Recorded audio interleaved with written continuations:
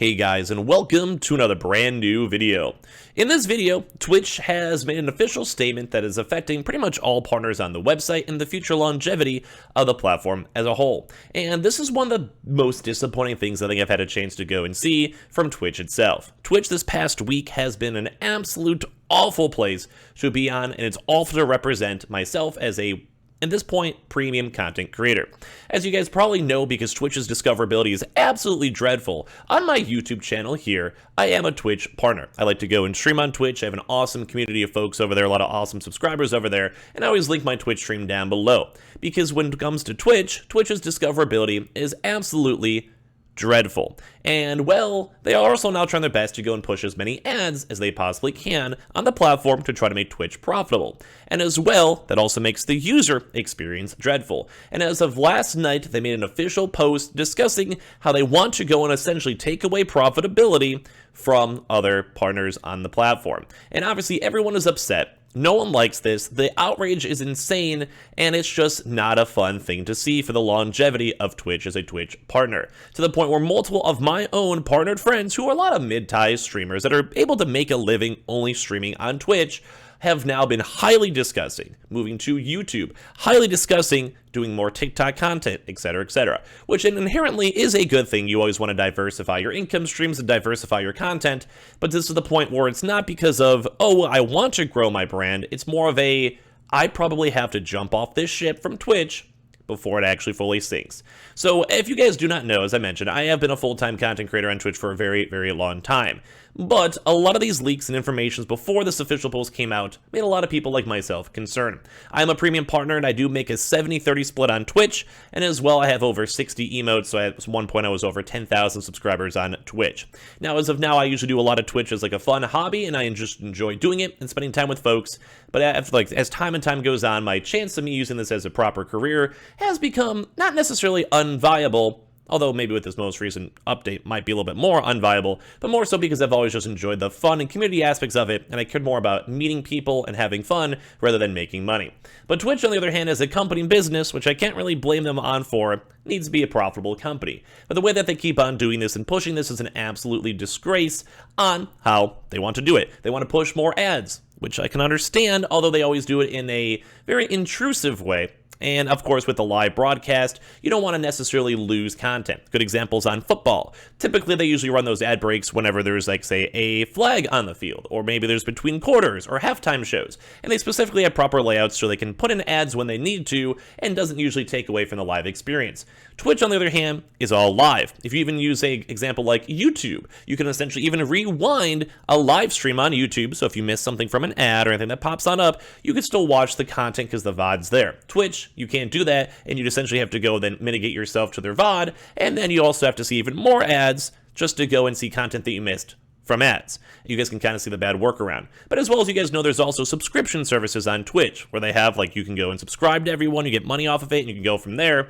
And yeah, that's just people who support you. They use a Prime sub through Amazon Prime, or they use a normal gift sub, they give bits, or they just do their nice monthly recurring sub. And as I mentioned, I am a 70-30 partner split now because they're publicly stating this on the platform itself. And now this is a pretty bad thing.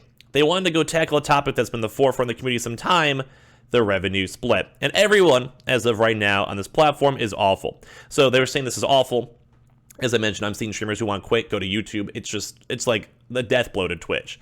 Now, he says this is Dan Clancy, the president of Twitch, too, as well, who's responsible for the day-to-day operations, too, as well. This is blog targeted towards streamers, but everyone is, of course, welcome to read along with us. This morning, we reached out to a subset of streamers about some upcoming changes to their agreement terms in terms of their contracts. This blog is to give an opportunity to be clear with their streamers on Twitch about those changes and talk more broadly about our strategy to help streamers make more money on our service. Streamers are always the foundation of the global community. It doesn't seem like that anymore. It's your passion, hard work, and creativity that make Twitch the one-of-a-kind place it is. Probably not for long if they keep on doing these changes. To bring it back more directly to this blog's topic, we can't run this service unless you make money. So this is basically a company saying we need to make money to keep on running. That's not a drawback, it's by design. This innate partnership is why we support all streamers' careers and ambitions like they're their own. That's not true. Absolutely not true. So they basically go and say, for subscriptions, as of right now, I don't think they've actually had a chance to offer any partnerships. We use a baseline revenue share of 50-50 on the net revenue from those earnings. The vast majority of Twitch streamers have these terms in their agreement. However, for some time, we did offer standard agreements with premium subscription terms to select streamers who grew larger. That is myself included. This isn't something we've talked about publicly, but such deals are common knowledge within the streaming community. Historically, we didn't have a consistent framework to determine who would receive those deals and when. Over a year ago, we made a decision to begin to stop offering these premium agreements to new streamers already not on these terms. Thankfully, I have been grandfathered into my Twitch side, so that's very nice to see. Although, as I mentioned, many of my streamer friends who are even at this point bigger than me have not had a chance to go and use this. As we reflected on how we handled these premium deals, we realized a few problems. We had not been transparent about the existence of such deals, and second, we are not consistent in the qualification criteria too as well, and they generally went to larger streamers. Finally, we don't really believe it's right for these standard contracts to have varied revenue shares based on the size of a streamer.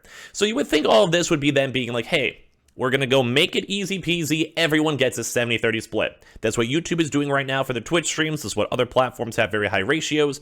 And even other very side platforms only have a 20% split, which makes sense. You have to pay employees. You have to pay for everything else. It makes a lot of sense in my mind. In an ideal world, all streamers would be on the same set of terms regardless of size, which is what YouTube does. I think you guys are seeing where I'm getting here. However, insinuating that policy would have many negative impact on the streamers currently on the terms, many of whom were instrumental in building Twitch, we know today these streamers have come to depend on the additional revenue split to maintain their standard of living. For these streamers still in the premium deals, which would be me, we're adjusting the deal that they retain a 70-30 revenue split for the first $100,000 earned through subscription revenue. Revenue above 100K will be split to the standard 50-50 share split. Now, this absolutely is going to upset pretty much all the biggest streamers. Like, that's like the Lyrics, XQCs, that's all the ninjas, all those types of folks.